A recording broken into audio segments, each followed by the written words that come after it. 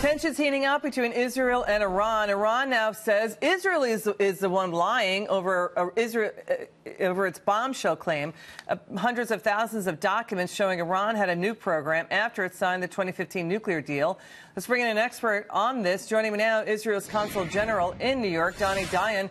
Good to see you, sir. Thank you for having me, Liz. Iran says Israel's the one lying. What do you say? Well, when a liar says that you are lying, that's the evidence you are telling the truth. Look, we shared with the United States of America the documents a few weeks ago. They were inspected by the CIA and the foremost American experts. The U.S. can vouch for their authenticity. Oh, so here's the thing. The Secretary of State, Pompeo, says the U.S. has known for a long time about Iran's nuclear program. You wonder about Obama's touting the snapback sanctions if Iran's been cheating. Bring us behind the scenes of what's going on in Iran. It's sort of like Cuba, scapegoating the U.S. Iran has some serious problems at home, right? Yeah, look, Iran is a rich country. Iran, billions and billions of dollars were released after this failed agreement was signed. And now the oil revenues are growing because the oil prices have gone up in the last months. And since the sanctions, unfortunately, were removed, Iran can sell oil in the market and get enormous revenues. The problem is that the use of those revenues. Iran uses those revenues for two things. One, to maintain the corrupt regime, the fundamentalist regime that rules Iran. And the second is to promote an empire. Actually, if you look at the map, if you imagine for a second the map, Liz, Iran, as we speak, is building an empire. Its northern claw is Iran, Iraq, Syria, and Lebanon. In the south, Yemen. They are trying to put Saudi Arabia and the Gulf states between those two claws. And obviously, the final matter, almost final, is Israel, because the final one is really the United States of America. How close is Iran to getting a nuclear weapon? It's difficult to say in the time frame, but what is happening now, it's very important to understand, maybe this is the crux of the matter. Iran is using the fact that the sanctions were lifted, irresponsibly lifted, in order, as I said, to conquer Yemen, from there to send missiles to Saudi Arabia, an American ally, on Riyadh, the capital of Saudi Arabia. There, by proxy, the Houthis do it, but it's the same thing, to colonize Syria, to threat Israel from through Hezbollah in Lebanon, and to spread terrorism and instability all over the world.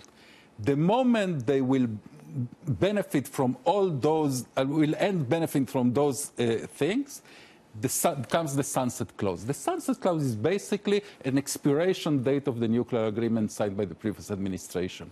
And then you will simply walk into a nuclear device. It can take 3 months, it can take 1 year. How close is Israel to war with Iran in Syria?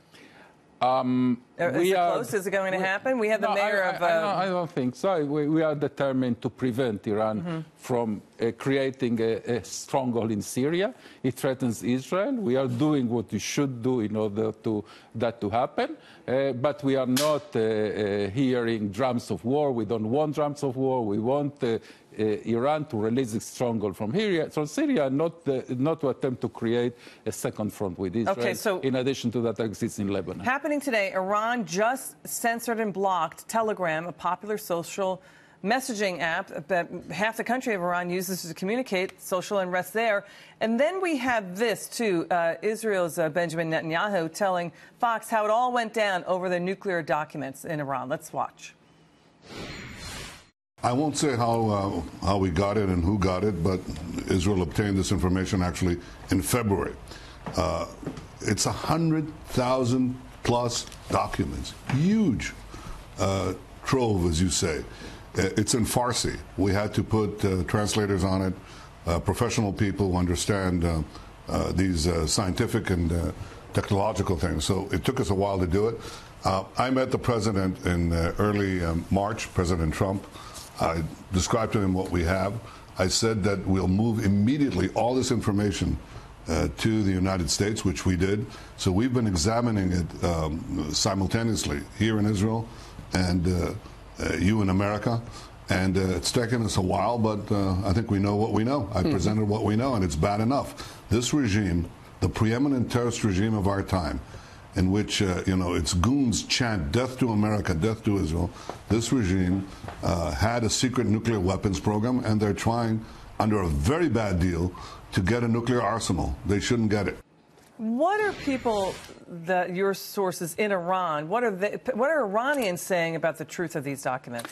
Well, everyone understands they're authentic. And, the reason they had to shut down the Telegram, for instance, is very simple. The mullahs hear the chants in the streets by the younger generation that don't want this oppression and these hijabs, forced hijabs in their heads. They say, don't send our money to Hezbollah in Lebanon. We want them for education, for health, for welfare. And therefore, they don't want the discontent to spread through Telegram, and that's the reason they shut it down, a classic tyranny.